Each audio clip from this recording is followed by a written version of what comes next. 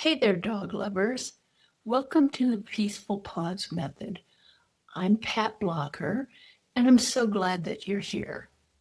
If you're looking for a kinder way to work with your dog, one that builds trust instead of obedience and connection instead of control, you're in the right place.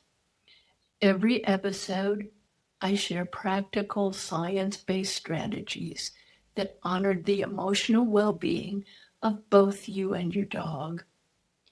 Because true training isn't about compliance, it's about connection. So grab your favorite beverage, settle in, and let's create some peaceful pause together. The energetic leash between you and your dog. Have you ever walked into the room and watched your dog lift their head before you said a word, or felt your anxiety spike before a vet visit and noticed that your dog is already pacing? Or sat down to cry and found them pressed against you before the first tear fell? That's not coincidence. That's not even just body language. That's something deeper. I call it the energetic leash. And today I want to talk about what that is, why it matters, and how you can use it intentionally to build a bond with your dog that goes well beyond sit, stay, and come. Here's the thing about dogs I think gets overlooked a lot in training conversations. Dogs are not just responding to what you do, they're responding to what you are at any given moment. Your mood, your intention, your internal weather, they feel all of it. It isn't woo woo, this is biology. Long before dogs were domesticated, survival depended on reading the emotional state of the pack, of the environment, of everything around them. That sensitivity didn't go away when they moved into our homes. If anything, it got more refined because now they're reading us all day, every day. Your dog isn't just watching your body language, they're feeling you and that invisible thread running between you. That's the energetic leash. And here's what I want you to really take in: you can't unclip it, it's always there, always transmitting. So, what does this mean in real life? It means when you're scattered, your dog feels scattered. When you're grounded and calm, they have permission to settle. When you carry unspoken frustration into a training session, even if you're smiling and using a cheerful voice, your dog picks up on what's underneath. And what can look like not listening or blowing you off or being stubborn, that's often just your dog reflecting your own internal state back to you. I've seen this so many times working with people and their dogs. We'll be in a session, things aren't clicking, and I'll gently ask, "What's going on with you today?" And 9 times out of 10, something is going on. A hard morning, a stressful week, worry they've been carrying around. The dog knew.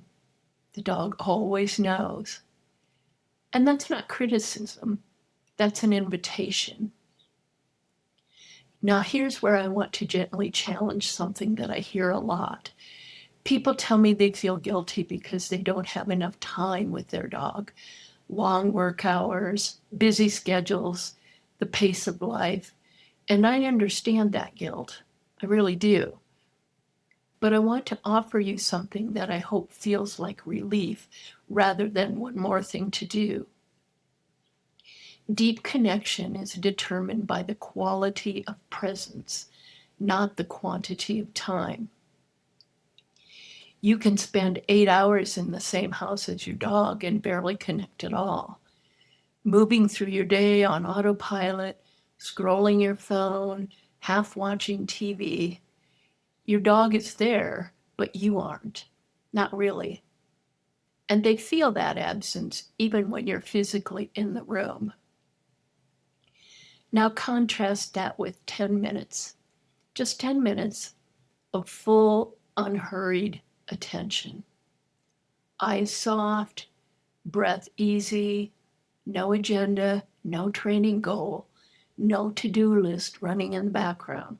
Just you and your dog, truly together.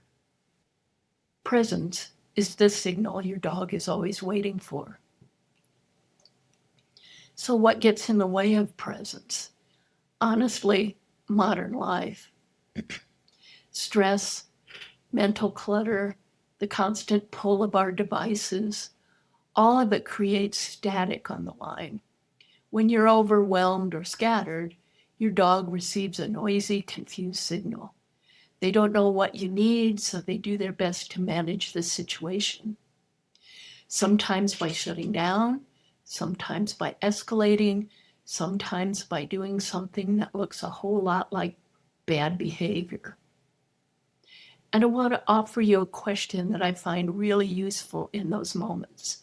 Not a guilt question, a curious one. What am I broadcasting right now? Just that. What am I putting on the energetic leash right now?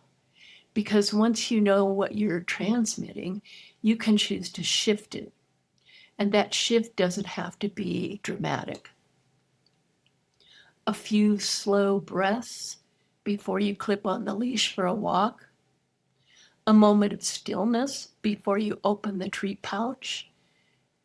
A conscious decision to set the phone down and actually be in the room. These small acts of settling yourself are also acts of connection for both of you. When you regulate, the signal clears, and your dog feels that. Let me share a few simple ways to strengthen the energetic leash intentionally. The first one is to come back to your body. Dogs live in the present moment. It's not a practice for them, it's just how they exist. When you join them there, when you're breathing and sensing and actually notice what's around you, you're speaking their language. A slow exhale is one of the most powerful signals you can send. It says, we're safe, we're okay, I'm here. The second is to soften your gaze. Hard, direct eye contact can feel like pressure to a dog. Just sit with your dog and look at them softly. Notice what happens. The third is to follow their lead without an agenda. Sometimes the most connecting thing that you can do is to let your dog's nose lead the walk. Let them sniff. Let them pause at the one spot for what feels like forever. Don't rush. When you allow their curiosity to guide you, you're saying, your experience matters to me. That message lands deep. And the fourth, this one might sound a little unusual, but stay with me. Name what's happening in you. Out loud, quietly, even just to yourself. When you're stressed, say it. I'm feeling anxious right now, and that's okay. Naming your own state actually helps regulate it. And when you settle, the signal on the energetic leash settles too. Now I want to share something I think is really beautiful about all of this. The energetic leash goes both ways.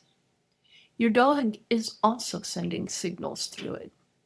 Their restlessness, their clinginess, their sudden stillness, the way they position themselves in the room. These aren't random, they're messages. And when you develop the habit of tuning into your own internal state, something interesting happens. You naturally become more attuned to theirs. The listening goes both directions. The connection deepens both ways. This is really at the heart of what I do in the Peaceful Pause method. It's not just about teaching dogs to respond to cues.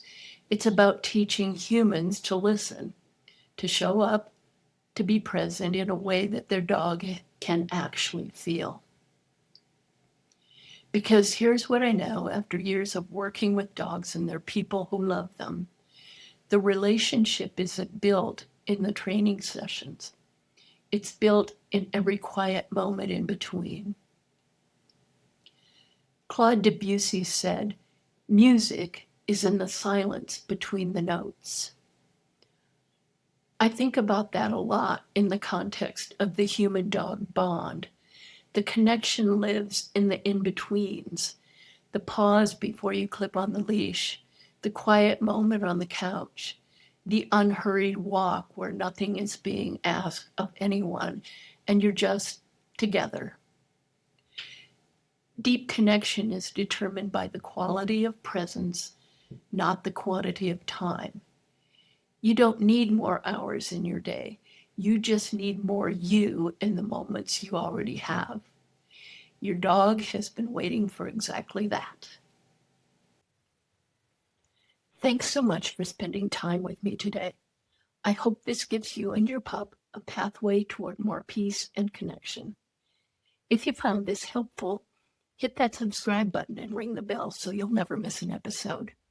And if you're ready to dive deeper or need personalized support for you and your dog, head over to my website, which is patblocker.com, or reach out to me directly by email at info@patblocker.com.